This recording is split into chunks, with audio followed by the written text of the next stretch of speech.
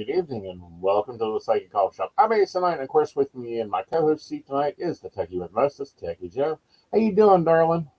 Hey, I'm doing okay. You're alive. I'm alive. Yeah. We will talk about that either later on the show or on the barista chat. We will see. But Oh you're yeah. alive. Let's save it for the barista chat. That'll be fun. Yep. There Oh, we God. go. So you have this So, smorgasbord of articles. Choose which one you would like to cover first. let's go with the most oh so sad article. Okay. So from the Independent, why were cable news hosts Tucker Carlson and Don Lemon ousted? At Fox News, the conservative culture warrior Tucker Carlson is out after dominating the channel's primetime lineup for more than a decade. So, two media industry bombshells went off within minutes of each other on Monday, April 24th, with two of the biggest names in the cable news business abruptly leaving their respective perches. At Fox News, the conservative culture warrior Tucker Carlson is out after dominating the channel's primetime lineup for more than half a decade. At CNN, morning host Don Lemon's tenure came to a sudden end despite his years as the face of the network's New Year's Eve celebration coverage. Although it was a shocking day of shakeups for the news business, compounded by the news late last week that Pulitzer winning newsroom BuzzFeed News was being shuttered by its owners. We'll have some more on that in a minute. But why exactly did two of the most prominent and well paid hosts in TV news leave the helm at what seems like the height of their careers? Don Lemon, while the reasoning isn't yet totally clear in Lemon's case, one thing is certain: his exit from CNN was involuntary. The longtime host revealed in a tweeted statement that he has been fired, with company management declining to inform him personally. CNN has not commented on the reasoning publicly either. In his statement, Lemon wrote that he was stunned to learn of his termination and thanked his colleagues at the networks for an incredible run. Shortly after his tweet, Lemon's face and name had been scrubbed from the list of anchors and hosts on CNN's website. The Wonderful. ex-CNN host didn't speculate on the exact reason for his firing, while only suggesting that there were larger issues at play. But his ouster and preceding suspension came in the aftermath of comments he made on air about Nikki Haley, the former governor of South Carolina and current candidate for the 2024 GOP nomination. Describing the ex-UN ambassador under Donald Trump as past her prime, the former CNN host suggested that Republican voters would not latch on to the theme of new leadership in Washington, which Miss Haley's campaign has promoted as her run for the White House began. Lemon also had a contentious exchange on the issues of race and gun control with Republican presidential candidate Vivek Ramaswamy in recent days, during which he could be seen telling off his producers for interrupting him. The entire exchange reportedly caused consternations with CNN's leadership. Insiders told the New York Times that the incident left several CNN leaders exasperated. Earlier this month, Lemon was also accused of mistreating multiple female colleagues throughout his career at CNN. So, multiple current or former employees told Variety about instances where the popular host had been inappropriate towards his female coworkers, including Nancy Grace, Soledad O'Brien, and Kira Phillips, his former co anchor on CNN's Live From. Lemon's rep responded to the report by describing it as a 15-year-old anonymous gossip, while CNN said that it had been unable to corroborate the alleged accounts.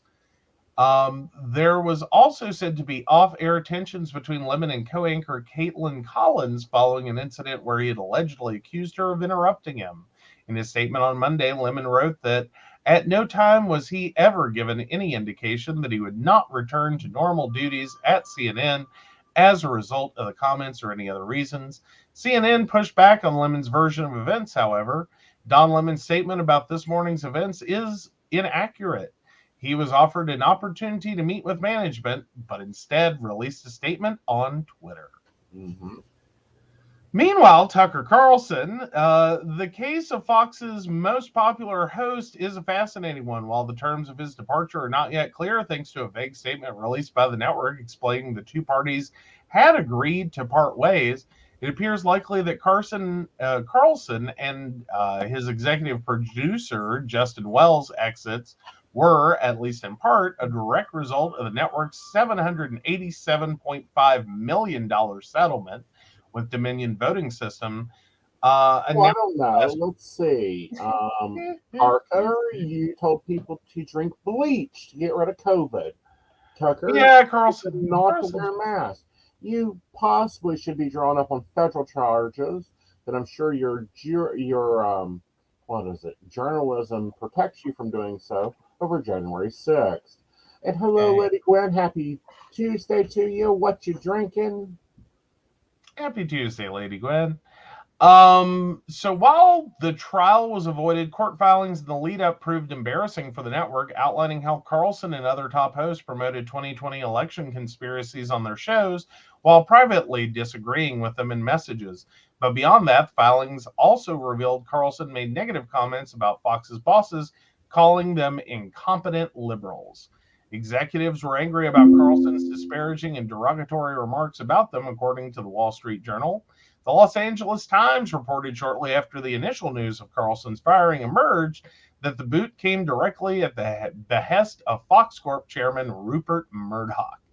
Vanity Fair reported that the announcement came as a shock to Carlson, who is in the middle of contract negotiations to extend his tenure through 2029.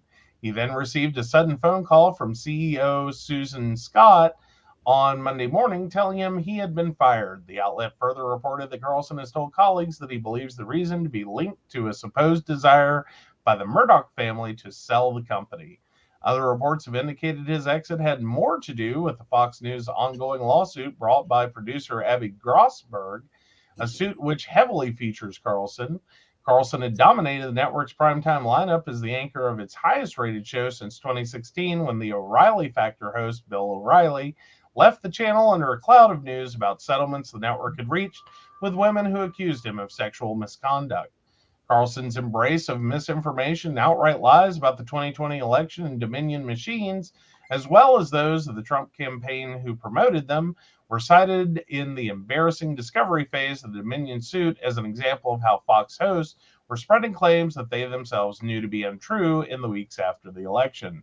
The move appeared to be very sudden, given that Fox promos were running throughout Monday morning, advertising the day's upcoming episode featuring an interview with Republican candidate Vivek Ramaswamy, up until the moment the network announced his departure. Mm-hmm. Ouch. Bye-bye. Ouch. Well, Tucker Carlson is the one that, tea and vodka, that's a lovely drink over ice if it's cold. If it's hot, I would suggest some honey to it. But Tucker Carlson, he made history. For those that do not know, Tucker Carlson did make history. He has now been fired from every major cable news situation. Really? Yes. Oh, poor Tucker. Like, I can feel bad for that. Like, God knows. Yeah. That's gotta suck. Yeah. Maybe he should go over to, I don't know, News Nation or something. But then he'd have to learn how to be a real reporter.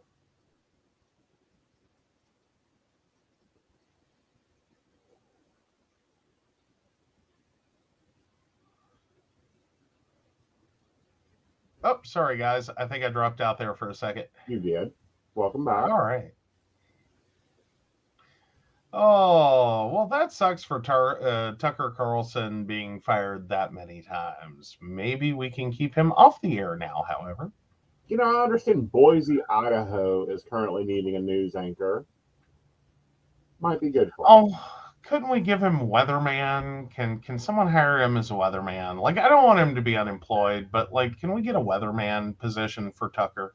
Well, I wasn't thinking weatherman. I was thinking maybe have him over in, I don't know, the corner box somewhere, reporting on sports. Can you see Tucker Carlson trying to ad-lib the Little League report from Boise, Idaho? Oh, it's going to be bad, though. Yeah, it's going to be bad. Like, he'll turn it into something. As in, if he were doing that Little League news report, he is going to make some drama. Mm-hmm. He's going to make some drama. Right. Like, he just can't not. Right. Oh, goodness. Hey, Shannon. Good evening, Shannon. What you All drinking? right. So, which one? Oh, well, do we have our in between? Um, we do.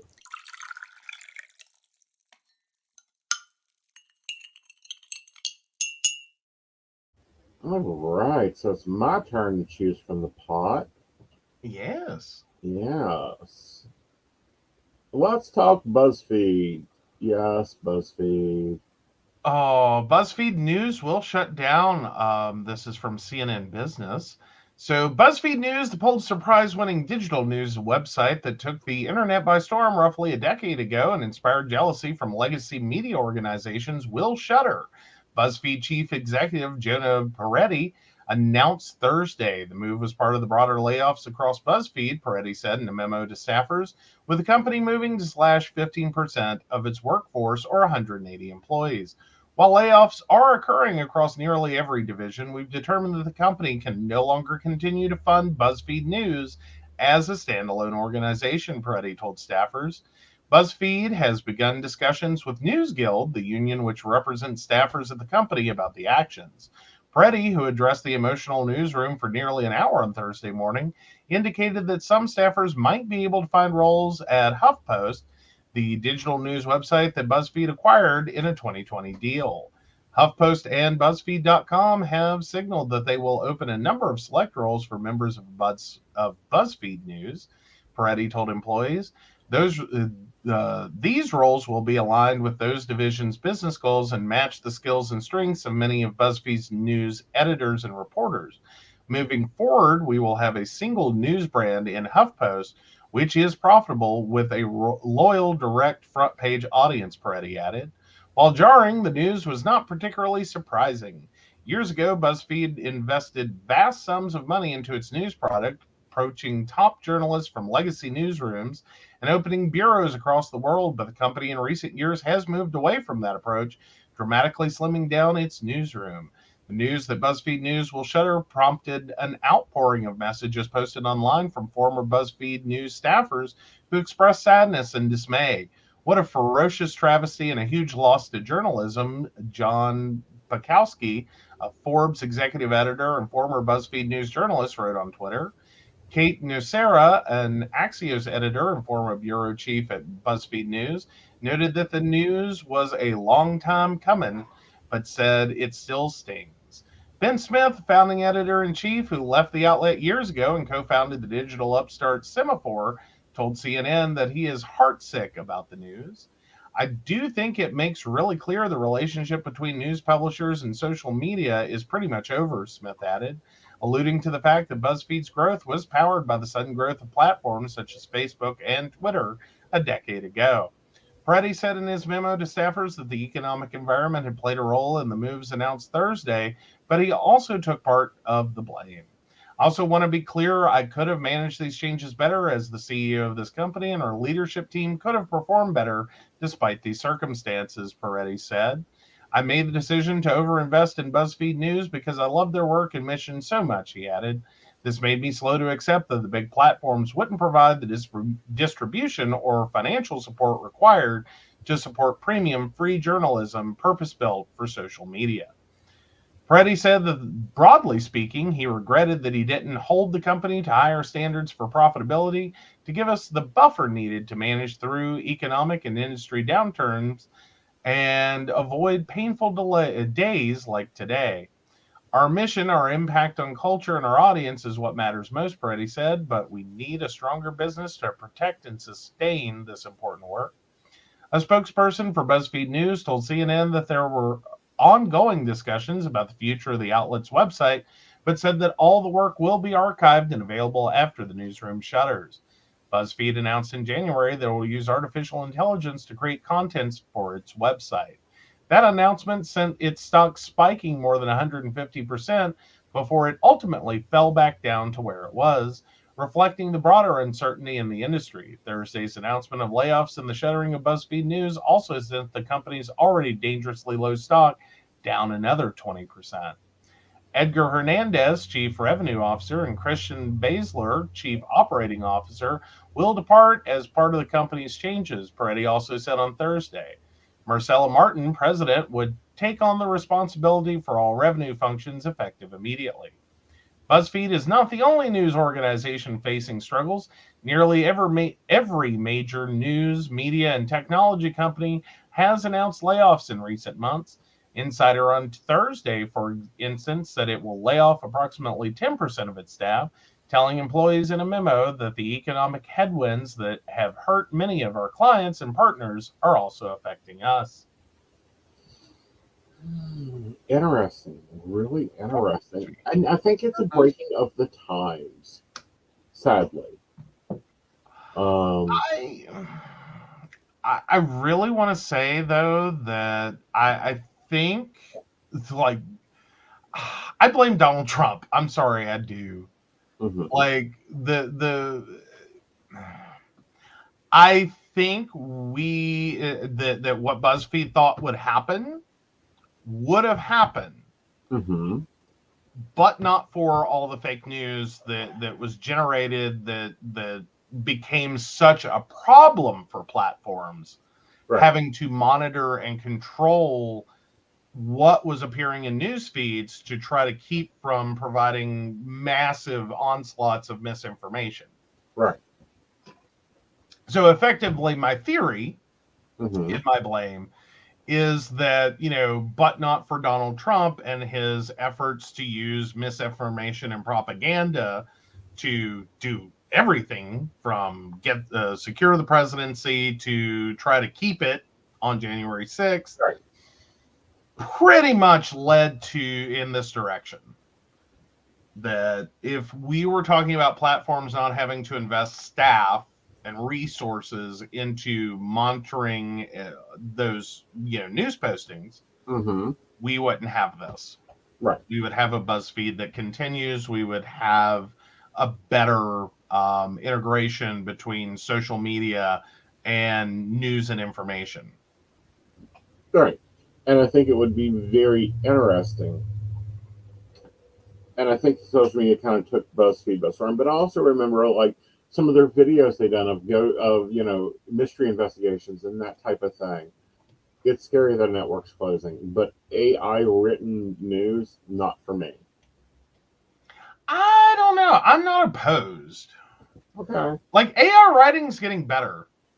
True, but I'm still questioning AI's ability. Now, granted, I've played with AI. It's quite interesting. And yeah. I may find it useful later. Yeah. Well, and as long as they're using AI to write it and not to just totally relying on AI to completely post it, be an editor, be a whole news staff, I'm good with that. We had issues years ago when we tried to have sites just like news aggregators that were just grabbing everything. Right. And if you provide the same kind of inputs to AI uncontrolled, you're going to get the same thing, which is these kind of echo chambers of false information stories that appear in a lot of places dominating. Right. And just the same thing we're facing with Facebook. Yeah. So, all right, what's up next? Now we're going to take a sip, and I think you need to go to the last link there. All right.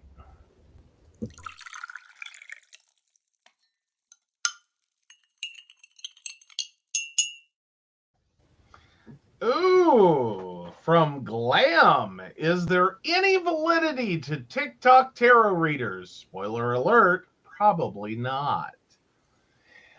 Ooh. If you happen to be a fan of TikTok's occult communities like Twitch Talk, you've likely stumbled upon your fair share of self-proclaimed psychics, mediums, and tarot readers on the app. Many of these readers offer generalized readings for tips during live videos, while they advise the crowd to ignore anything that doesn't resonate. Encouragement to engage with the video in order to claim each tidbit of fate is common, which works to put more similar tarot reading videos in front of the viewer via the infamous TikTok algorithm. If you've ever been tempted to tune in for a live mass tarot reading or have already taken a reader's advice about where to find your twin flame, you may be wondering whether there is any validity to these online readings. In most cases, the answer is a clear no. However, it isn't quite that simple. Here's everything you need to know about what to look for in a TikTok tarot reader. TikTok tarot reader red flags. When you set out to find a tarot reader on any platform or even in person, it's important that you first assess what is driving your interest in preparing for a tarot card reading.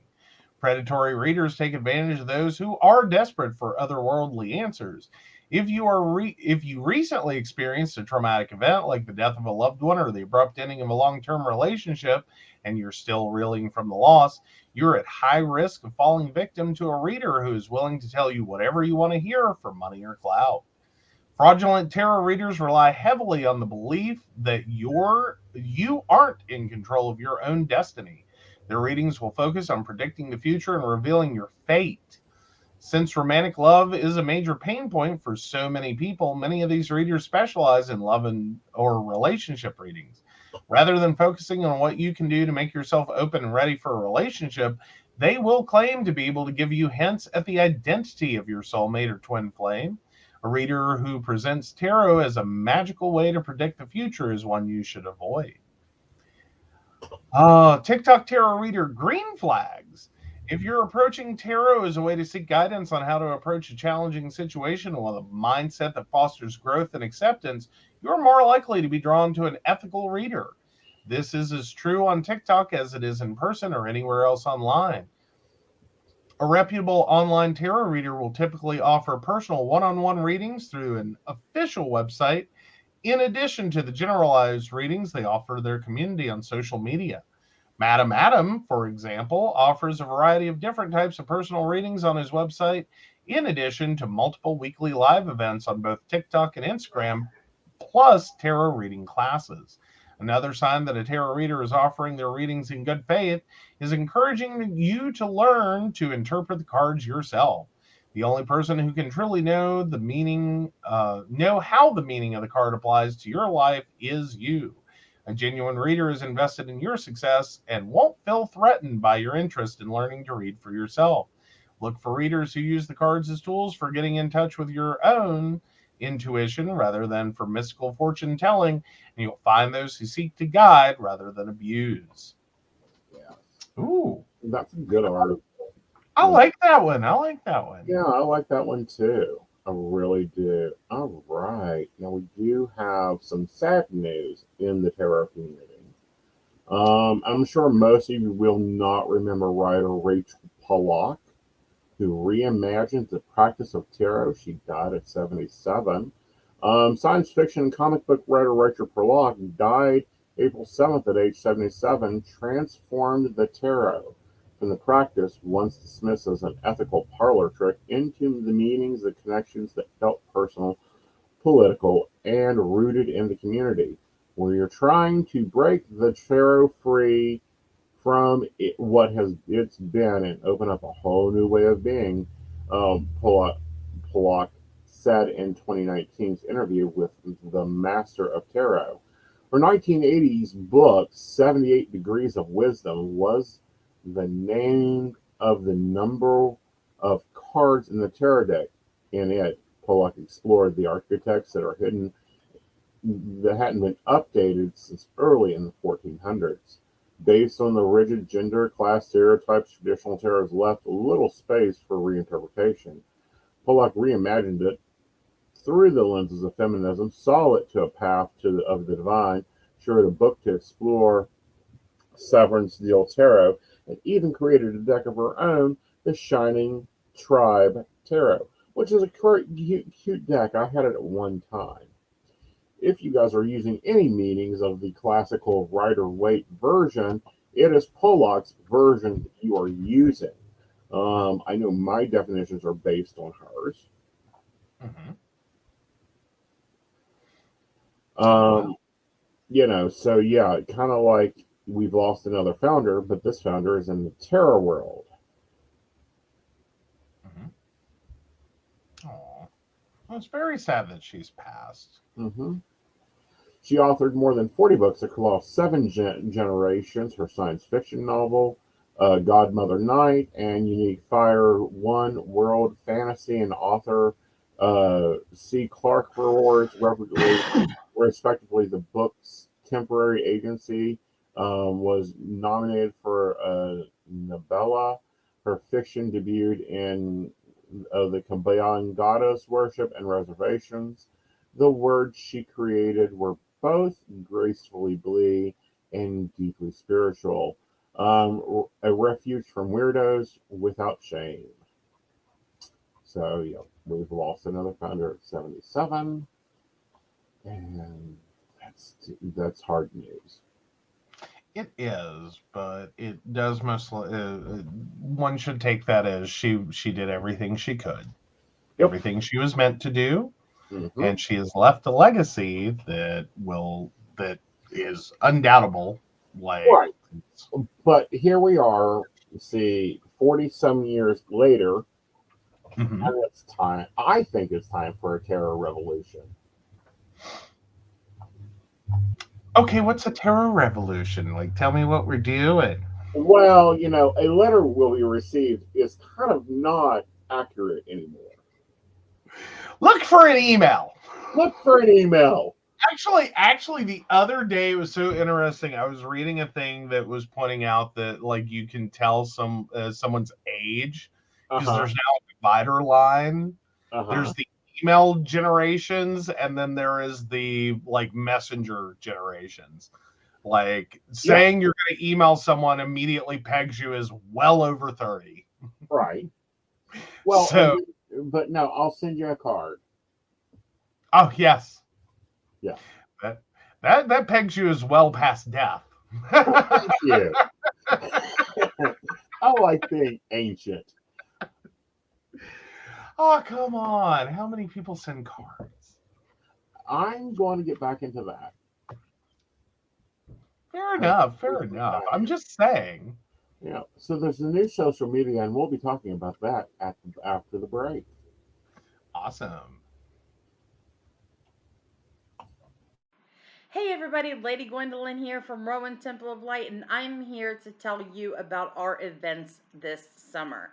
First up is Beltane in the Hills, May 13th, and that is from 1 to 6. We have entertainment, we have a bunch of vendors, we have a fairy photo shoot. It's going to be exciting. You having any questions, reach out to Earth Magic or to myself. After that, we have Central West Virginia Pagan Pride, August 19th. That's at Holly Gray Park from 11 to 5 for the day. And we will have Sarah Masters coming down from Pittsburgh to be our keynote speaker. We have some great classes for that. So if you want to get involved, reach out to Rowan Temple of Light at Gmail, or just follow us along on Facebook at Rowan Temple of Light, and we look forward to seeing you out in the community. See you there. Welcome back, Goblins! My name is Jason, and I am the host of the Esoteric Book Club, a podcast that examines titles on the magical, paranormal, the mysterious, and the strange. I release 2 episodes a month, in which I review books on esoteric topics, recap news of the weird, and conduct interviews with authors, practitioners, and experiencers. The Esoteric Book Club can be found on every major podcast service, or can be streamed directly from esotericbookclub.org. Hi, I'm Aeson Knight. I provide tarot readings covering everything from love and relationships to your life questions and your most spiritual answers. And also, I provide a lot of guidance in finances and divorces and all those relationship problems. So, if you'd like to get a reading from me privately, not on air, you can feel free to do so by visiting aesonknight.com and booking your appointment. I also provide on-demand services, so if your life is a little chaotic, you can go ahead and click that Call Now button there on my site. It'll connect you to Keen, and if you've not been with Keen before, you'll get 3 free minutes to talk with me, so that's great for a quick answer question. All right, guys, back to the show. Enjoy. Bye, y'all. Hi, I'm Tracy Van. I provide a blended reading consisting of mediumship, psychic, and tarot cards. A reading from me can cover any guidance you need from relationships with your partner or your family, spiritual, financial, any questions you may need clarity on. If you would like to book an appointment with me, check out my website, tracyvann.com. That's TracyVann.com. I have bookings from 15 to 60 minutes you may choose from. That helps if you just have a quick question, need an answer, or if you're looking for a reading in more depth, I'm here to provide the guidance and clarity for you. Let's just figure it out. Bye. Right, welcome back. So, there's a new social media taken. Well, it's been designed interestingly. I will give it that. Yeah, so Moonlight is a social platform for tarot readings. Check out the latest project from Danielle Baskin, the talented happy mutant behind Branded Fruit, a Face ID masks, blue check homes, and more. A product designer, situation designer, and visual artist, Danielle has a knack for crafting innovative experiences. Her latest creation, Moonlight, is a social platform for live tarot readings.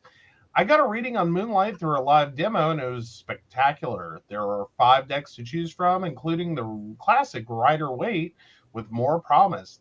There are also 5 spreads to choose from, so lots of variety in play. If you're into tarot, give it a look. This is what Danielle shared with us about the inspiration behind creating Moonlight. When I was working on my voice chat app, Dial Up, a few years ago, I hosted a tarot topic that connected hundreds of tarot enthusiasts serendipitously in one-on-one weekly calls. People would take turns giving each other a reading, often talking for hours. Those calls were really inspiring. But since it was audio only, we couldn't experience the visual artwork of each other's decks together, which is such a big part of tarot. So I kept imagining an interface for an immersive tarot experience that would combine live video with virtual decks where you can look at the artwork up close, read the deck creator's notes, and move around the cards together, and nothing like this existed. I've also been into tarot for 15 years, and along the way, I've met so many amazing readers, deck artists, writers, and teachers. And when I shared my vision for a social tarot platform with fellow enthusiasts, their excitement confirmed that I should pursue it. Then within the last 3 years, tarot's popularity really exploded too. There's thousands of beautiful modern decks. Tarot is emerging as a professional field, and many newcomers are looking for places to learn. So I wanted to build a platform for both beginners and seasoned enthusiasts to deepen their practice and connect with others, and build tools for enthusiasts to find professional services, whether that's finding the right reader for them, joining a tarot class, or discovering deck art that resonates. This led me to build Moonlight, and I found really awesome collaborators to join last fall. We're focused on creating an online home for tarot as a collaborative, exploratory, and playful experience. This also solves the need for professional readers who work with clients remotely. On Zoom, you can't shuffle the same deck, and the clients can't see the artwork that closely. So Moonlight introduces more immersion and magic for professional sessions. And yes, I will be checking this out. This looks amazing. I think it'll be fun. I may even start hosting a tarot room because, okay, this is like coming full Nitro Circle for me because for those that don't know, back in dial-up era, i.e. Yahoo Chatland, I hosted Aeson Knight Castle. Me and my former manager would run a fucking Yahoo chat room and give readings. This is where I improved my speed, my connection, my fastness. This is where I probably developed shotgun tarot reading and what I've now termed the ER psychic reading. So this looks like it's going to be cool. And you can find that at Moon. Well, no, It's I'm having trouble. World. Here you go. It's not world. Oh, okay. Okay, moonlight.world. Yeah. Nice. You don't see many of of those. Right.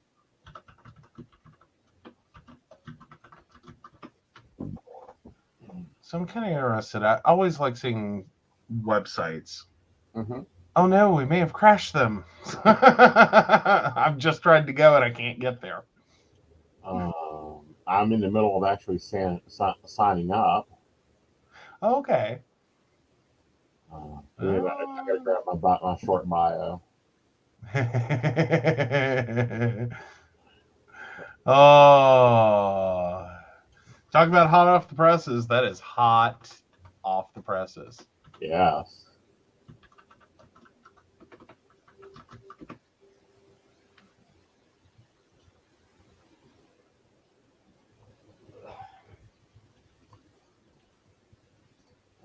Let's see if this fits in there. If I've got to go to over the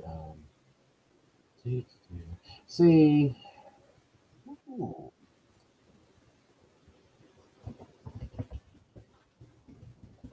It is a pretty sight. Yes.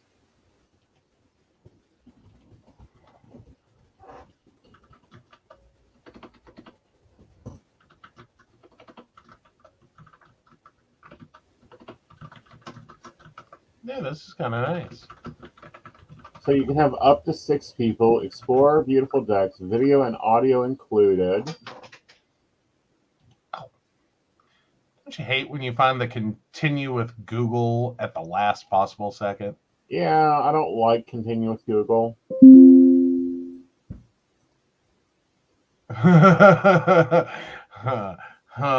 Welcome to Moonlight. Choose any that describe you. I'm a hobbyist and want to dive deeper. I'm new to tarot and want to explore. I'm a professional tarot reader with clients. I'm a deck creator.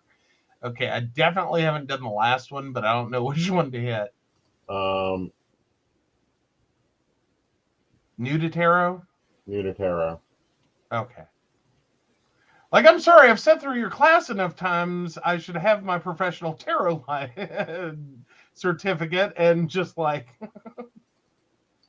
All right. I'm teasing. Right. Okay, so I actually have to choose an. Okay, so I'm gonna bring this up on screen.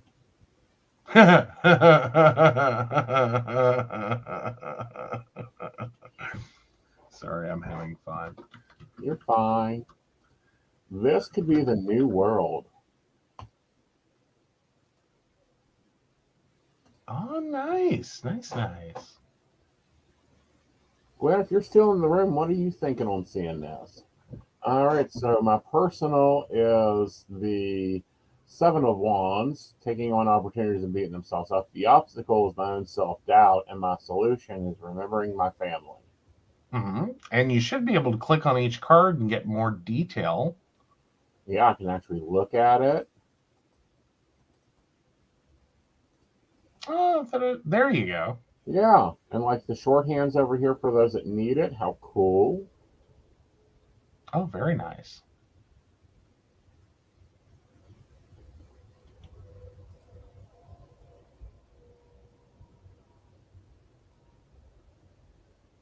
Very cool, very cool.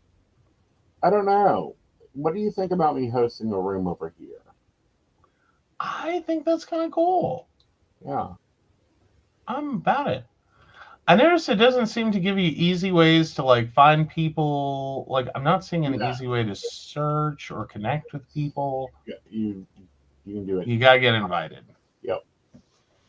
Okay. Like this may be a barista only thing. Ooh.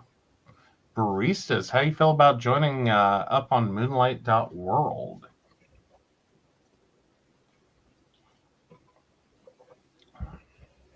Oh, that's gorgeous. Stone shuffling. This is a deck I have never seen. That's a 3. Give me change spreads. Celtic Crossed.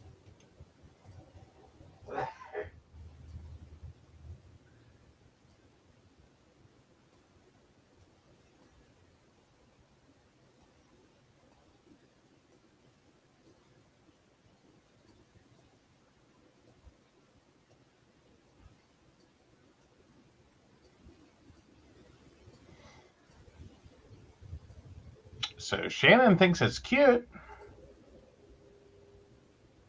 Ooh, Ten of Pentacles, dealing with money. Oops. The heart of the matter is the Eight of Pentacles. You can invest in becoming more skilled and knowledgeable in our craft. We engage in our labors of love. Duh. Two of Pentacles. Yep, we've been balancing bills. The future is justice. Balance. Must find balance. Brutus's situation is the lessons of the past may have hardened our hearts, but not everyone carries daggers behind their backs. We can risk becoming too sensitive and lacking commitment. Ooh, this is nice. This is real nice. And this, guys, this is with an unfamiliar deck. Yeah, I don't know this deck. Queen of Pentacles. Ooh, that's a beautiful deck. Ooh, the fear is the Four of Wands. It is time to for celebration. I hope more hope for celebration. We enjoy harmony, peace, and happiness. That would be nice. Ten of Cups. You are unable to enjoy your success as fully as you would have liked to. Try to enjoy what you have and do not take for granted. Possible conflict with family. Duh, that's daily. Or friends. Oh, please, that's hourly. Try to Wow! Sorry. Did anyone get the license plate of that bus? Because all I heard was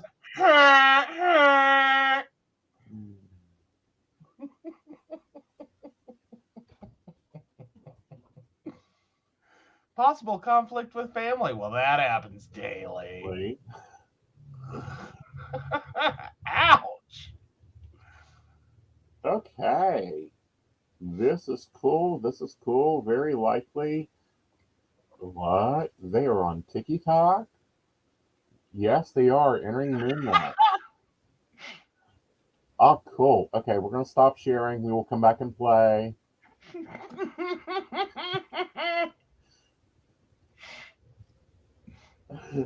Shannon, at least Mercury retrograde isn't saying "Zup, bitch." Oh, Shannon, yeah, Mercury retrograde has been saying "What's up, bitch" for about 48 hours. Oh yeah, oh yeah. Just wait till tomorrow night.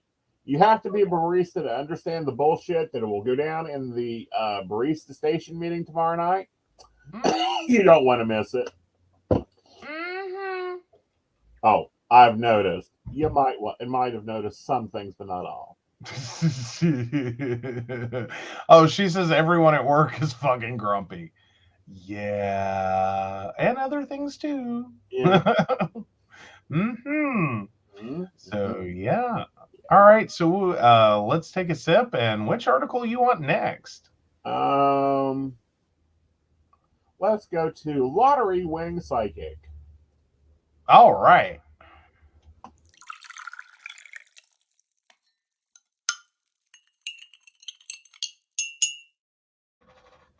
All right. So out of luck, man won fortune on $2 billion lottery or £2 billion lottery after psychic shock prediction, but cruel twist means he'll never touch the winnings. So a man who won an incredible prize in a $2 billion pound lottery never got to spend any of it due to a cruel twist of fate. Retired miner Jesus Martinez, 88, won $1.07 million in the Spanish Christmas lottery on December 22nd. Jesus had claimed a fortune teller predicted he would one day become a millionaire, and eventually it came true. However, Martinez tragically died just 4 months after his massive win, having never been able to spend any of his newfound fortune. In December of last year, Jesus had trusted his instincts and won his prize of 1.07 million, 1.2 million euros, with his lucky numbers 05490 in Christmas El Gordo draw in Madrid. The 2 billion festive draw has been held annually in the country since 1812 and is famous for turning Spaniards, as well as lucky Brits, into millionaires overnight. Lotto chiefs paid out the huge win in installments, and Jesus had only had enough time to receive his first 3 installments. He had deposited the first 2 installments in his bank account, but it's currently unclear what Jesus did with the third lot, although some reports suggest he gave it away. One of his friends, who has not been named, said, unfortunately, he only had 4 months to enjoy the large prize. His friend said that Jesus often said that a gypsy woman had read his cards and predicted that he would be a millionaire. This was why he always played the lotto, he claimed. The former miner had also been awarded a gold badge from his city council in Aller for his dedication to helping those in the municipality. Jesus's cause of death has not been reported. It is uncertain what will happen to the rest of his winnings, which has yet to be fully paid out. Elsewhere, a Euro Millions winner, who was just 17 when she scooped the jackpot, says she still hasn't spent all her winnings, but she does have one regret. Meanwhile, a lucky man has scooped a third jackpot lottery prize in under 11 months from hedging his bets on the exact same numbers. Oh, I feel bad for the guy. Like, and that's one of those, you got to have appreciation. Uh-huh. Because so the fortune teller, the psychic that predicted this, did not give him the numbers. These were his lucky numbers. Yes. And a reminder, Aeson does not predict lottery. He does not predict lightning. He is a U.S.-based psychic. Well, and here's the thing, though. She said at some point he would win, and this man held on to the very end, and he did win. Never ever did that psychic say you'd get to enjoy it. Well, we don't know the full prediction. I'm just saying. Okay. But it's the other side of this coin. Mm-hmm. You know, I will be honest, timing is the hardest fucking thing for a psychic to read. Because it doesn't exist. It is not in your file. Your file basically looks like a journal of to-dos and interactions and everything else. Highlighted by your life lessons, which no one ever wants to know what the life lesson is, or they get really confused with the life lesson. I.e., you're dating this man because you decided you wanted to learn patience this life, so you are learning patience. You know what's not in there? Lottery numbers. You know what else isn't in there? Active events that you choose, because guess what? You planned the trip. You did not plan what you were eating for breakfast tomorrow.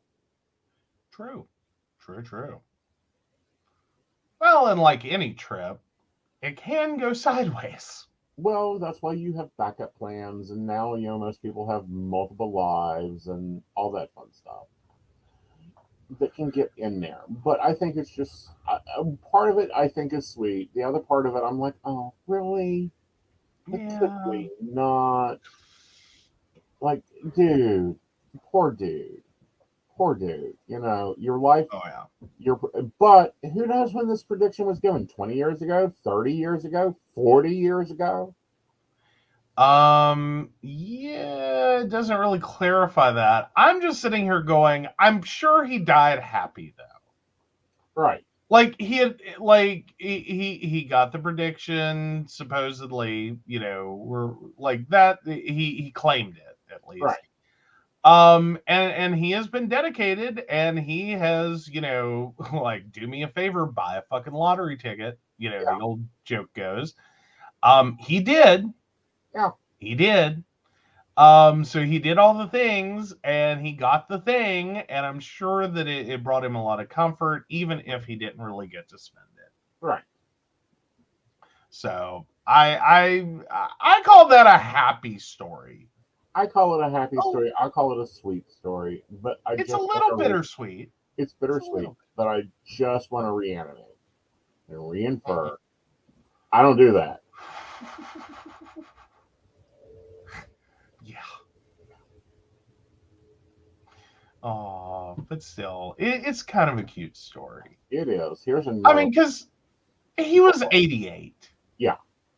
I mean, 88-year-old dies is not normally breaking news. But for this win, he probably would have just gotten his little obituary in the paper and, would have been a retired miner. And Right. a few people knew him and really appreciated him and the things he did for his community. And that would have been that. But instead, we're talking about him. Right. I'm sure others around the world are talking about him. Oh, I bet they are. I'm sure that would give the little old man a smile. Well, I think it would, but I also think the faith in this dude, Yes. okay, is just amazing. Mm-hmm. That he got a prediction at a younger age, and just say at a young age, Mm-hmm. and he held on to And that just prediction. did the things. Mm-hmm. So that's kind of cool. All right, now this one I'm a little bit nervous about. Oh dear. Let's cover the goat.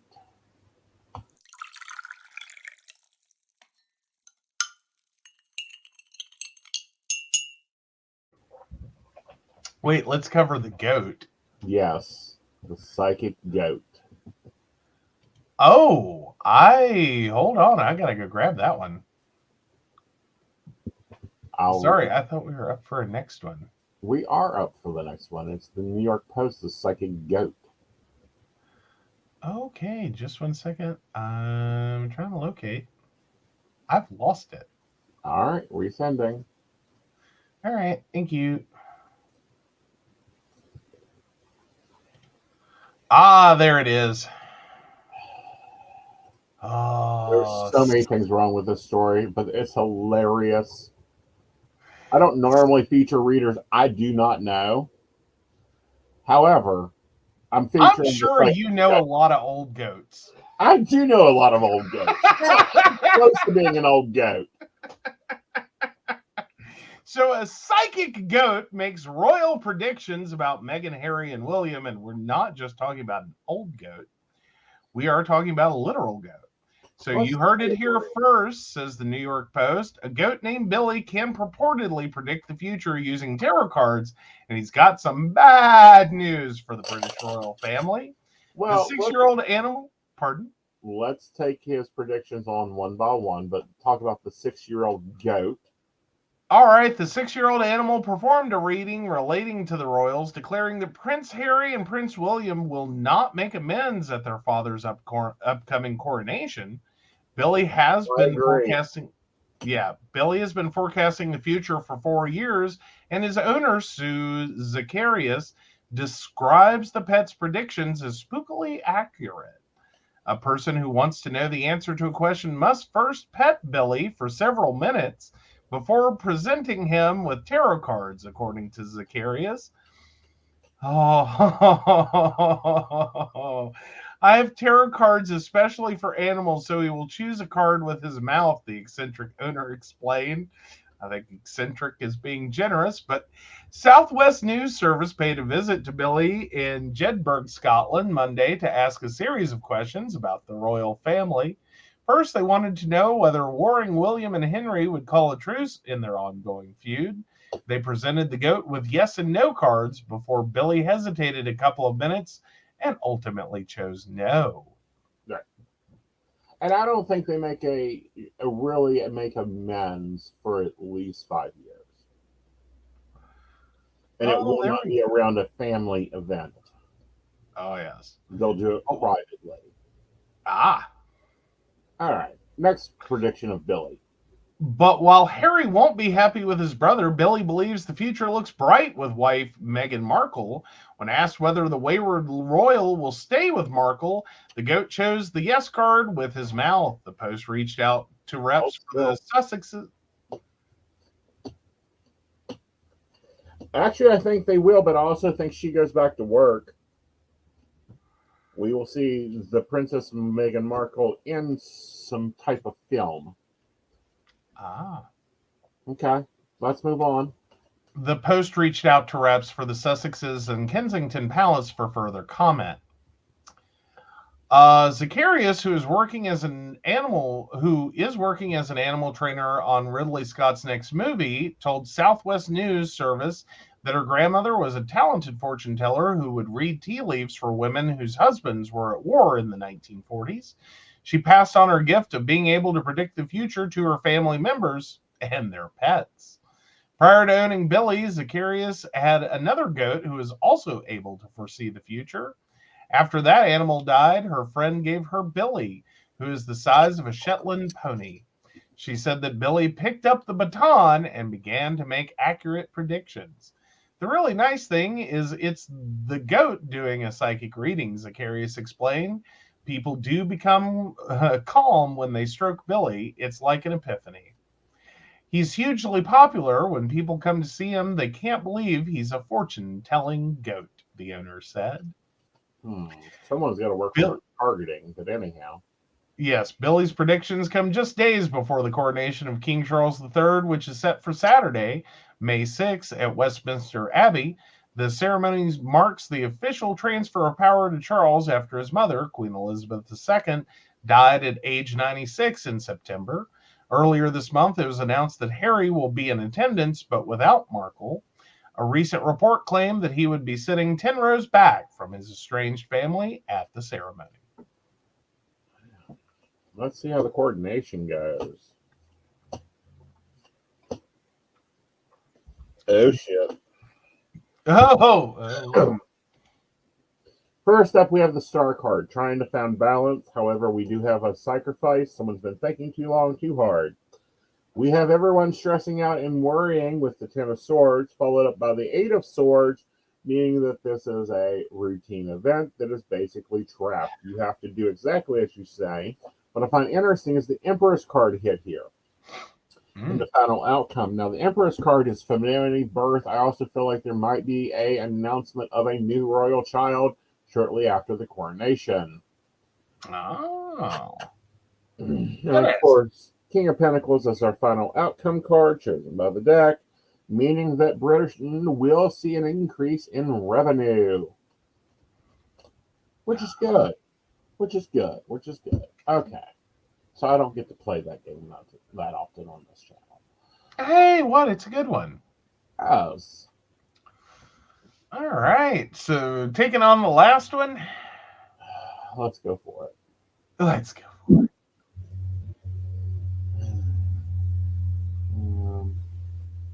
We covered the death, social media, lotto, bed face closing. Oh, let's talk Proud Boys, or should we say Disgrace Boys? Let's grab a sip and get on to that.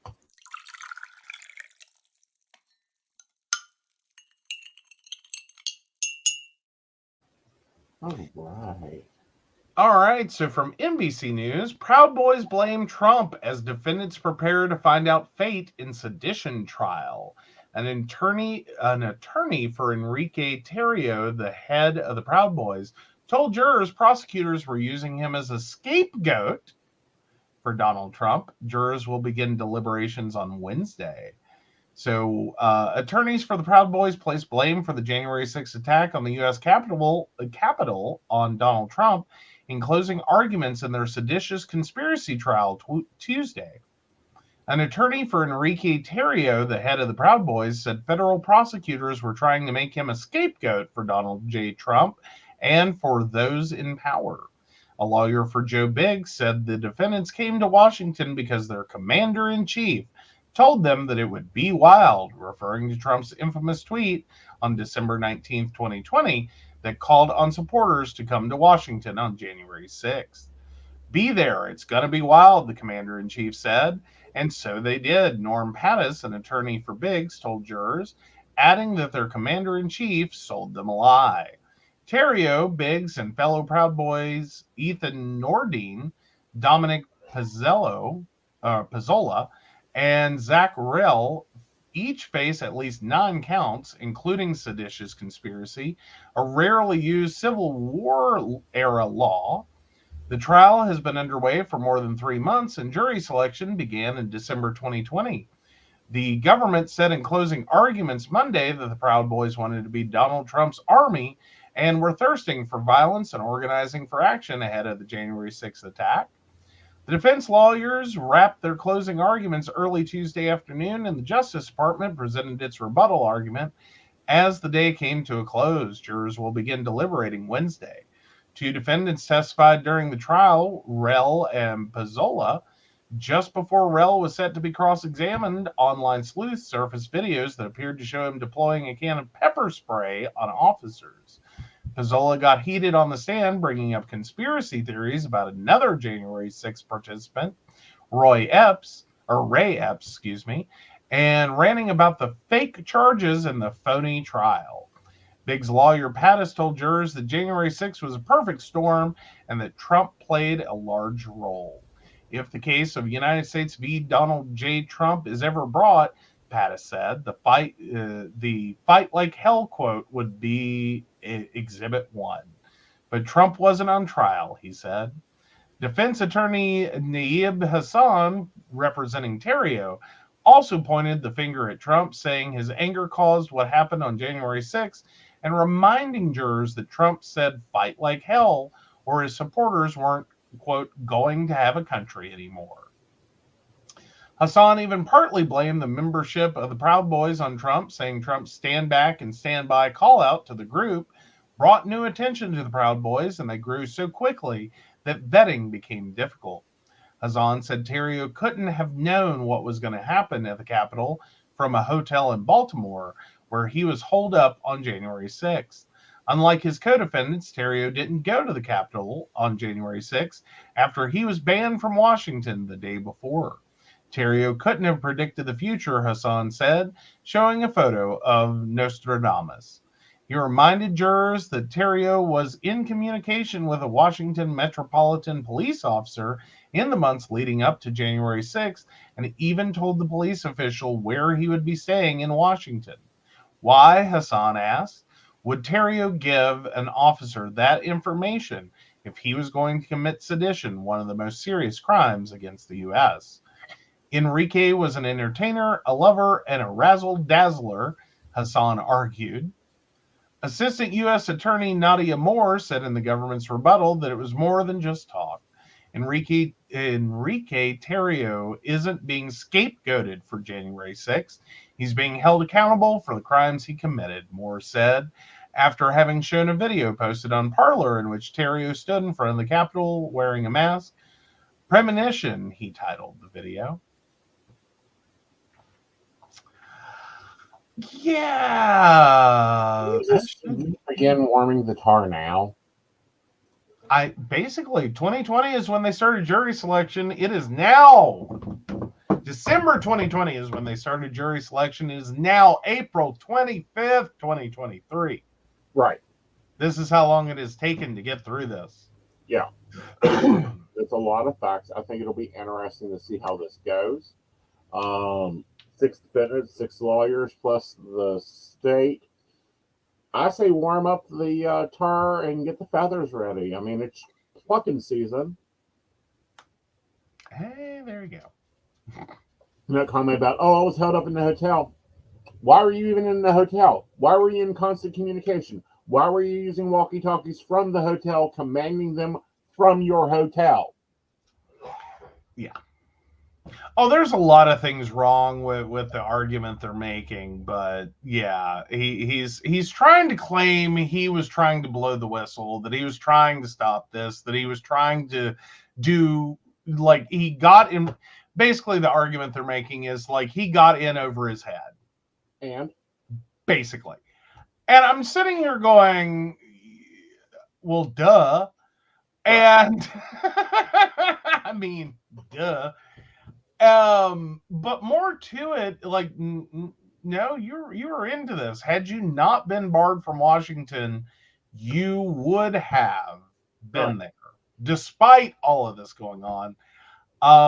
Quite frankly, I think you were more so bragging to police, right?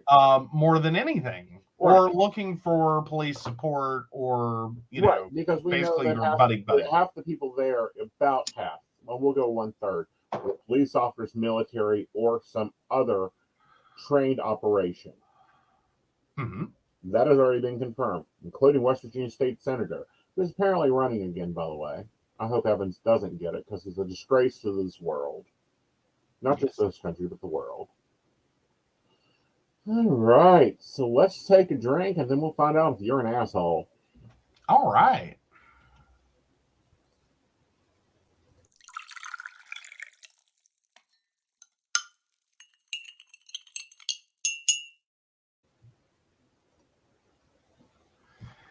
All right. Am I the asshole for not sharing my late son's life insurance with his girlfriend?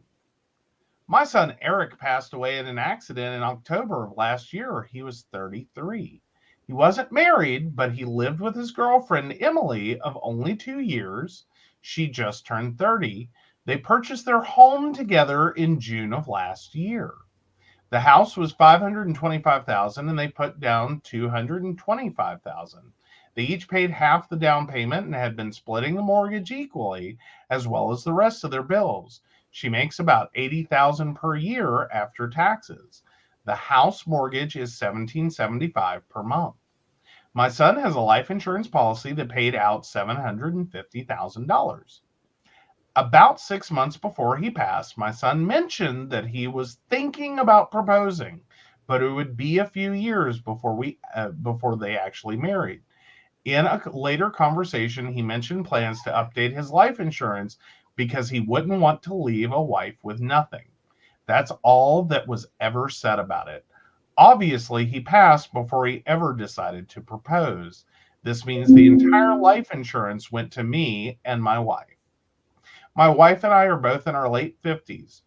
We usually do okay financially, but losing our son has completely shaken our worlds, and we've been taking some time off work to process and grieve.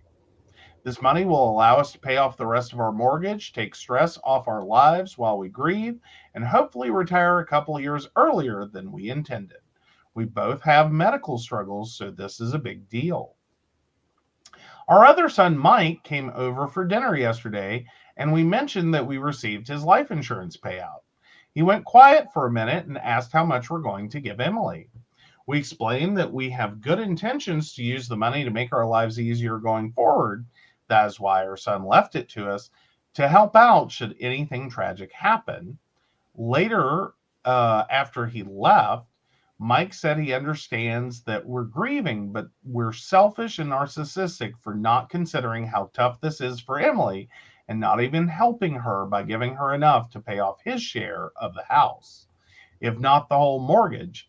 He said we're kidding ourselves if we think Eric would have wanted this.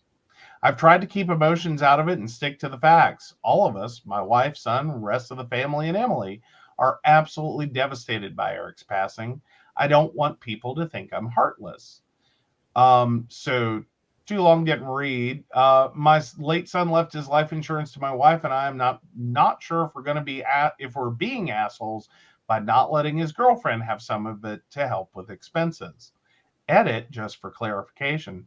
The house they bought was expensive, but they paid more for the view, shitty house on a gorgeous river, than the property. My son rented it for 3 to 4 years before it was put up for sale, and after 1.5 years of memories in it together, they couldn't walk when it went up for sale. The house itself is outdated and far from a dream home for either of them. They had plans to build a new one when they eventually paid off the mortgage, and just planned to make do in the meantime. You're an asshole. I have to agree. You're an asshole. I mean, I understand your son's intentions when he listed you on his insurance. Mm-hmm. I'm sure that had he have proposed and had he have gotten married and had he have changed his beneficiary, he probably would have taken out additional insurance, set, one of you as a beneficiary for one, and his wife is the beneficiary for the other. Again, none of that happened. However, they did purchase a house together. They purchased the house together. They lived together. They shared expenses together. They were acting as married husband and wife, and you're an asshole. Yes. Yes. Because she's stuck and potentially in a really horrible position. Mm-hmm. Because they were only together for 2 years, and so effectively they bought the house a year and a half ago. Mm-hmm. She has to make at least 3.5 years worth of payments before she can sell it and avoid capital gains. Right. And she makes $80K per year with a $1,775 per month mortgage. I will say that it sounds like they bought a house they could afford. I don't think they ever thought about anything happening immediately. Mm-hmm. At least not at this point in her career, and at least not at like this quickly. Right. I think this was rather sudden and unexpected, and yeah. Well, yeah, it was an accident in October. Right. Ugh.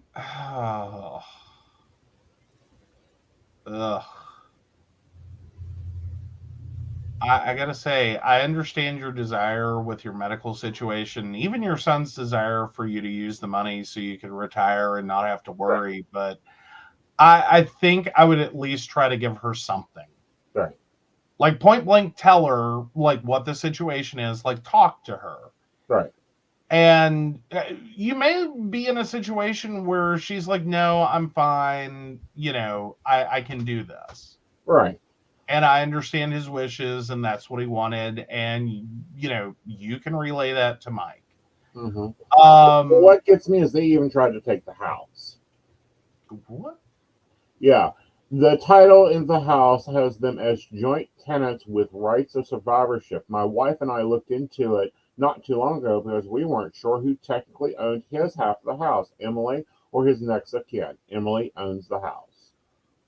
Okay. Well, I mean, just like families I've seen before, money grabbing, fuck the partner. Well, I mean, this is the unfortunate reality, though, is they jumped into a major financial decision without protecting themselves. Right. Like that, unfortunately, the point in which you're buying a house is a really great time to look at your other financial arrangements and be like, is this gonna actually rock what should happen, what I want to have happen, right, should something horrible occur, right? This is a really tragic situation. I can understand his parents' pain, and even them feeling like they deserve the money. This was his intent. Unfortunately, that was his intent a few years ago, probably before he met Emily, before he looked at buying a house. Unfortunately, he never looked at this again. Right. Like, I really wish when he went in to put a mortgage on this house, his insurance agent had tackled him and said, look, dude, like, you might be leaving Emily with a house she can't afford. Right. Or you're going to put your parents in an awkward position because they're going to potentially feel guilty about this. Right. That they're getting all the money and you're not. Right. Of course, then again, I mean, effectively the parents got a windfall that I don't think the son really, I don't think at 33, at 33, you're not expecting to die of anything. Well, working in heavy equipment. Ah. You did. One should, yes. Yeah. Oh, that's just tragic. I mean, well, it's tragic, but this is what I see happen so many ways in gig culture. Before we had supposedly the right to marry, even though we don't. And now apparently it's happening in straight culture because you're not married, so you're not the wife, so you don't get the inheritance. Yeah, because that's going to be almost a quarter of her income. Yeah. Like, that's a little tight.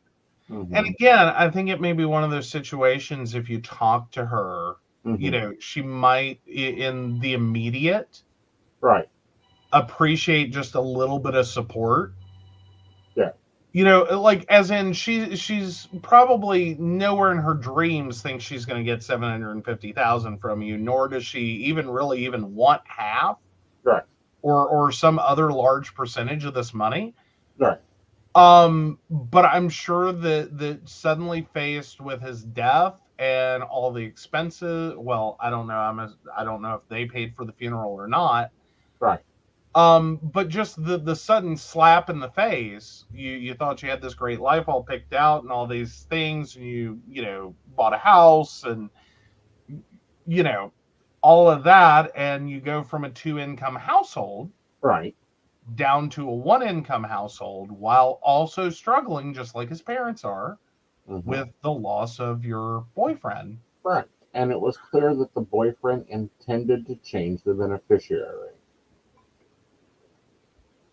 Well, but even the way he said it, though, seemed very like, well, when we get married, and, well, you know, I'm going to wait a while to get married. And I mean, I don't know that it totally, it sounds like their relationship might have been a little fancy for a while. It looks to me like it was more so they were doing the thing that I see often in straight couples is when our debt is a manageable right to join it together. Well, and yeah, pay off, you know, or pay down the house, get some raises, make some job moves, do the things, and then get to a point that you can take on the big expense of a wedding, because it looks like he didn't expect anything from his parents. Right. But yeah, I would almost want to know more about Emily's financial position. I don't think the financial position matters two shits.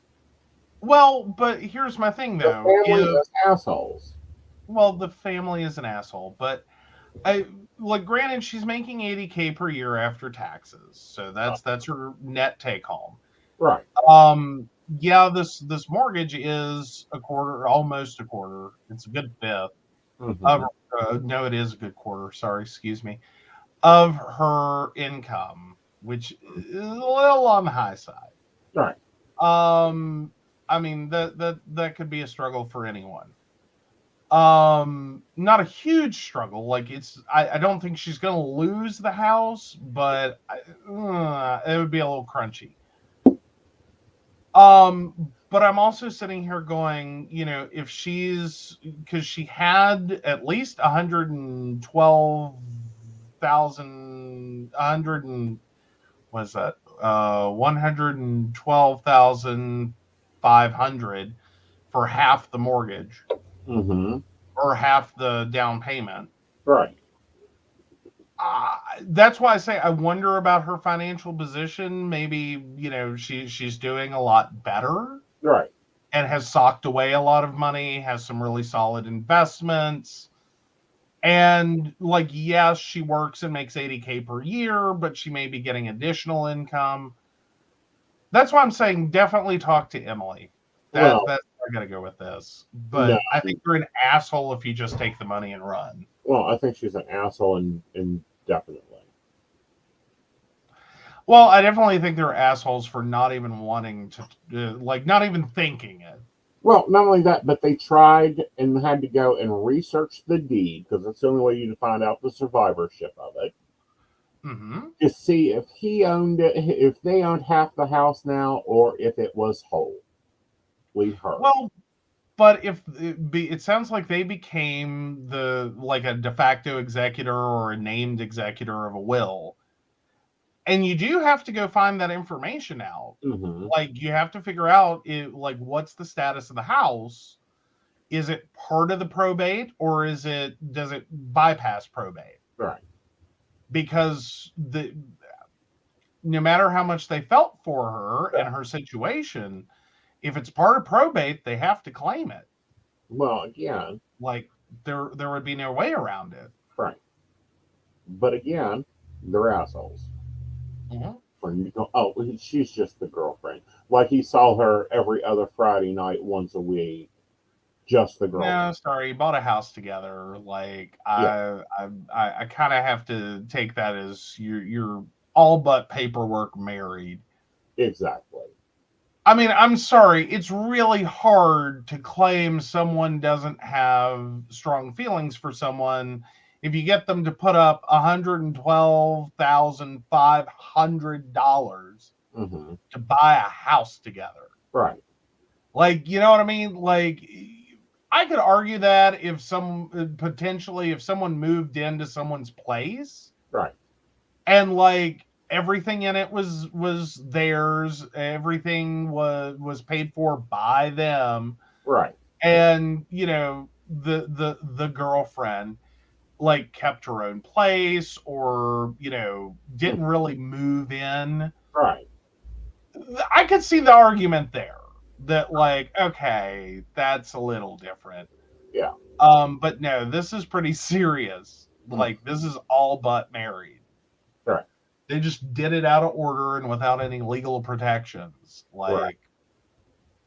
again, I'm really annoyed that his insurance agent did not just tackle him on that one Right. and be like, dude, you gotta up your insurance game. Right. And you know what I find even more disturbing is we get to retire a few years early Mm-hmm. for the loss of our son. And you're frozen again. Hey Joe, we're going to take a commercial break. Yeah. Hey, there I am. I'm back. Welcome back. Manny back. Let's take a break and then the poll is up on Aeson Knight YouTube. Vote if they are the asshole or not. And when we come back, we'll be talking dating advice. All right. Hi, this is Sandy Starr. I'm a psychic and I work on Keen, and I have been working on Keen for over 22 years. You can reach me on 01068. I deal with a myriad of subjects, but I do specialize in relationships, marriages, divorces, is he cheating, is she cheating, whatever the dynamic of the relationship is, I will guide you through. I've got amazing radar for cheaters, so I will tell you the truth if he or she is cheating. I can help with any subject you need me to help you with besides relationships, and I look forward to hearing from you. Again, you can reach me through Keen. My extension number is 01068. I really look forward to hearing from you and helping you with whatever you need me to help you with. Hi, I'm Tracy Van. I'm a psychic medium and I work with tarot cards. I also practice Reiki and access bars. I would like to share with you what a reading with me is like. It is a blended reading of psychic and mediumship, and I deliver these messages exactly as they come through. I'm not going to mince words or add any padding. I am a professional, reliable, and honest communicator. I have readings available anywhere from 15 minutes to an hour. You can book a reading with me at tracyvan.com. That's TracyVann.com. And no, I'll always tell you exactly what you need to hear. Hey everybody, Natalie here from The Pendulum's Path. If you are in need of guidance, direction, spiritual connection, healing, or more, you have come to the right place. I have worked as a psychic and a medium for over 3 years, connecting people from all over the world with their loved ones, giving them insight and guidance into their current situations, their past healings, their blockages, and what they need to know in order for them to have a better future. It would be my absolute honor if you would come to my website at www.thependulumspath.com. Visit my shop. I have a whole bunch of crystals, oils, balms, mystery boxes, and more. And visit my services. I offer 15-minute, 30-minute, and 60-minute sessions. I also have email readings available if you're not comfortable with the one-on-one session with me, or if you just want to try me out. I encourage you to come visit me at the Pendulum's Path, and let's get you back on the right track today. Hey everybody, Lady Gwendolyn here from Rowan Temple of Light, and I'm here to tell you about our events this summer. First up is Beltane in the Hills, May 13th, and that is from 1 to 6. We have entertainment, we have a bunch of vendors, we have a fairy photo shoot. It's going to be exciting. You having any questions, reach out to Earth Magic or to myself. After that, we have Central West Virginia Pagan Pride, August 19th. That's at Holly Gray Park from 11 to 5 for the day. And we will have Sarah Masters coming down from Pittsburgh to be our keynote speaker. We have some great classes for that. So if you want to get involved, reach out to RowanTempleOfLight@gmail.com or just follow us along on Facebook at Rowan Temple of Light, and we look forward to seeing you out in the community. See you there. All right, welcome back. Make sure to check out those events. All right, let's move on over to relationship advice. Yes. Am I, female 27, wanting to move in with my boyfriend, male 33, too fast? We have been together around 6.5 months. We both rent places within 20 minutes of each other. He is moving into a new place, also very nearby, in June. My lease runs out in July, so I will need to find a place for an August move-in. By then, it will be close to 9 months we've been together, and I'm wondering if that's too soon to move in together. He hasn't suggested it, and I don't want to pressure him, but also we have both been tight on money for a while, and his new place is big enough for 2, and rent shared between 2 would be great. Is 9 months too soon? We are very intense and have both said we think this relationship could be the one and last forever. Never felt like this before, etc. Is the fact he hasn't even mentioned the possibility of us living together soon a sign he isn't as serious as he makes out? Maybe I could rent somewhere short term, month to month, then suggest it once we hit the year mark? Am I being way too keen? Yes, you are. My rule is 2 years. Well, that's your rule. Uh-huh. Have I always followed that rule? No. But we were together 2 years before. Were we? Yep. I thought it was okay. Nope. I thought we were a little shy of the 2 years. No, we were right on 2 years. Oh, okay.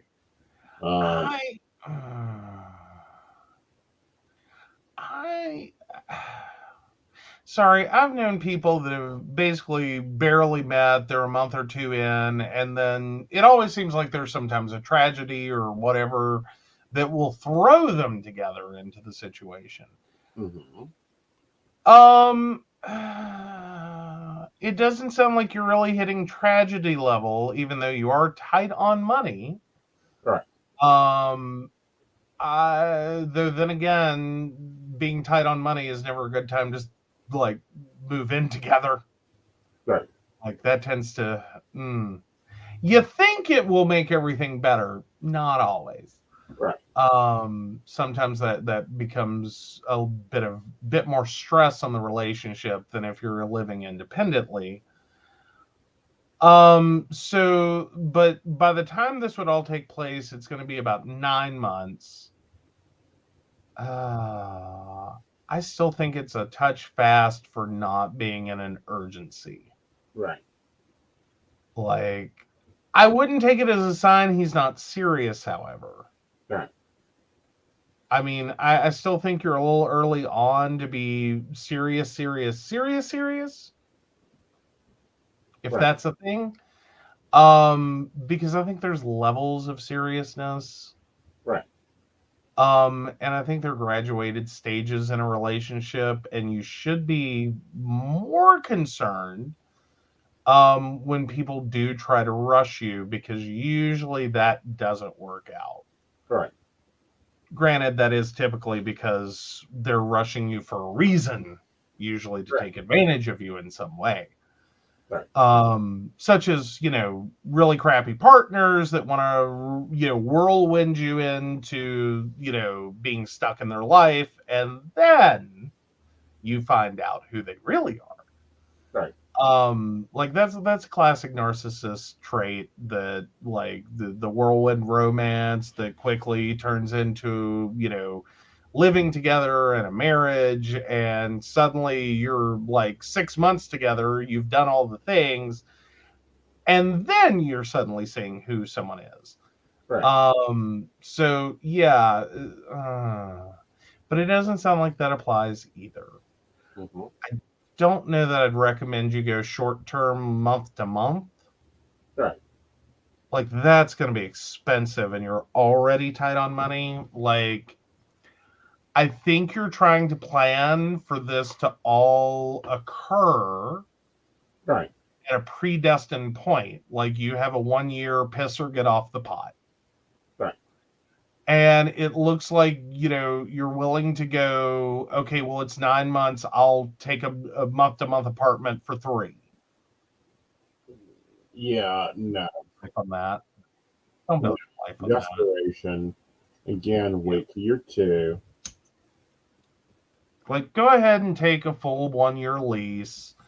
If a year from then you are still together, I won't call it too soon. I think it would but it would more logically flow. Is look, you signed a year lease in June last year.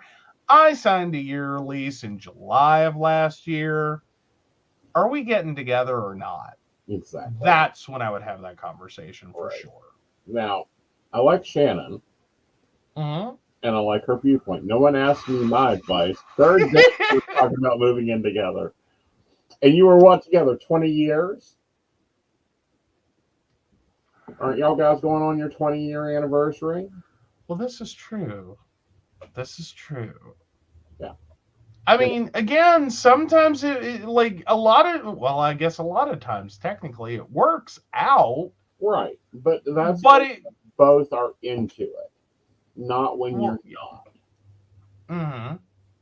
Yeah. And typically that happens on both sides. Like, because again, it's a natural thing, and you both may be, or should be, perhaps. Mhm. At least it sounds like he is hesitant to call this the one. Well, and here's the other thing. It should be Immediately. unnecessary for the other house, in my opinion. Like, Mhm. why are we paying rent on 2 places? You're never at your place. Yeah. You're always Of course. Then again, I found out while I was in college, through office gossip. One of my professors actually kept an apartment just off campus for no nefarious reason. Mhm. He just never wanted to be without a place of his own. Right. Like, him and his wife had been married for decades. Right. And he just wanted his place, and he basically used it as a giant garage. Mhm. He stored everything there. Mhm. And I always thought that was kind of funny, kind of cool, kind of amazing, Right. to have that kind of financial disposability to drop money on rent every month Mhm. and keep a place for decades. Mhm. But yeah, I don't know. I think some people are built that way as well. Right. Yeah, probably the stuff she wouldn't let in the house, he kept there, huh? Yeah. Yeah, probably. Wouldn't surprise me in the least if it were an overglorified man cave. Would Right. not have surprised me.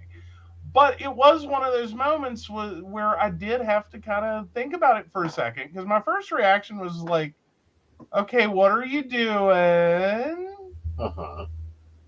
Then it was like, okay, it sounds fairly innocent, like, because God knows the place was not for entertaining, at all. From what I heard, is it was packed floor to ceiling. Well, Like, you could barely move through it. I've thought about renting an apartment. We've talked Yeah. about getting a second house. We have. I've thought about renting an apartment and just moving my office there. Well, and we even at one point talked about, and I forget what the impetus was, but anyway, there was something kind of earlier on Mhm. that we actually had a conversation about, like, getting me an apartment. Yeah. No, that was And- a decisioning. We were trying to figure, and the plan was if you did not start your business, that you were going to get a job. And I'm like, well, most likely you're going to work in Clarksburg or Charleston. We'll get you an apartment. Mm-hmm. So there was that. Yeah. But no, I thought there was another version of that conversation too. Like we had that one. I remember that one. Right. And that was just logical. It's like, I'm not driving. Right. From Clarksburg to Oak Hill or Clarksburg to Charleston, or Charleston to Oak Hill as a daily commute. Right. I mean, it's an hour and a half of hell. Yeah, no, sorry. I gave that shit up. Talks of, well, maybe you want to just get an apartment. Maybe we should get an apartment together. Maybe, there was like negotiations all the way around. Yeah. And sometimes that's a thing, is even with a place, you still need another place. Right. And there are many couples that are very happy in two different households, sometimes states away. Right. And sometimes not for really work reasons exactly. Right. Just because I do know someone whose parents live in two very different states. Right. One is West Virginia, one is in Florida. Uh-huh. And quite frankly, they're just both happy with where they individually live. Right. For what it offers them, because it fits their lifestyle, and neither of them wants to give that up, and they can afford to do it. Right. So one has a very nice coastal home in Florida. Mm-hmm. And the other has a very nice home in West Virginia near where he works. Yep. And that's how they roll. Yep. They're a very happily married couple. Mm-hmm. I'm like, kudos to them, like, for making that work out. Like, she comes in, he goes down, like, Right. But yeah, it keeps them with everything they want to do and where they are in their life. Right. And one of these days I'll have the log cabin, and I can just say I'm going to the cabin. I do like Shannon's response. If it's more than half an hour, I'm finding a new place to work. Oh God, I used to drive an hour and a half because I used to do Thomas about 3 times a month just and I'd do a 24. It was a 48-hour run, but. Mm-hmm. Well, now, granted, I'm still traumatized by North Carolina, and I should mention that. Depending upon when I left home or when I left work, right. I either had a 25-minute commute to work or a 2-hour commute to work. Right. Because there was literally a divider line of 7:07 a.m. If I were not in the car pulling out at 7:07, mm-hmm. It was going to take me 2 hours to get to work. I could guarantee it. Yeah. If I left by then or before, I could be to work in 25 minutes. I know that run. I know that run very well. I-40 was a nightmare. Right. Like, let me tell you the crap that happens. It is 70 and the 270 day is a fucking nightmare, and Shannon can confirm this. Like 20 minutes to get anywhere. I work at Chase and I lived one exit up. It would be a good 30 minutes to an hour and a half, depending on which way I took to get to work, and that was one exit up. Yeah, well, and that was the flip side on leaving, is from the very beginning, I made the mistake for the first week. I left at 5 when I was supposed to. Right. And I very quickly abandoned it. And my boss just kind of looked at me like, why are you staying late every day? Right. And I said point blank, I can either waste an hour and a half trying to get home. Right.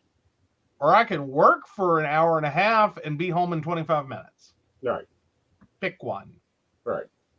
I figure it's worth it to just sit here. Right. Like, at least I'm not in traffic. Right. Shannon says, my mom always wondered how I beat her to work every day. My ass learned to not take the freeway. I understand that one. I really do. There was a back way that I could get to the office, but I'll tell you, it got just as, like, because the back way to my office also had intersection points with with 40, as in multiple on ramps, Mm-hmm. the traffic would back up so bad the intersection would block and you'd get stuck for just as long. Right. But yeah, I could take the back way up to 7:15 Mm-hmm. and get to work on time. Like if I left the house at 7:15 in the morning and I took the back way, I could still avoid most of the slowdown. Right. As long as I was in the car by 7:15 and took the back way. Right. But if again it was another break point, is at 7:16, I'm gonna hit every blocked intersection on the way in. It's gonna take me just as long. Mm-hmm. Yeah. Yeah. Oh, Hudson all the way down and hang a right, and I just make one more turn and I was there. Went that way to get to my apartment when my grandparents sent me up there to stay with her. Side roads, gotta love them. Yeah. They can be very useful. They can very well be useful. Mhm. All right, guys, it's time for the rolling. And you are the asshole.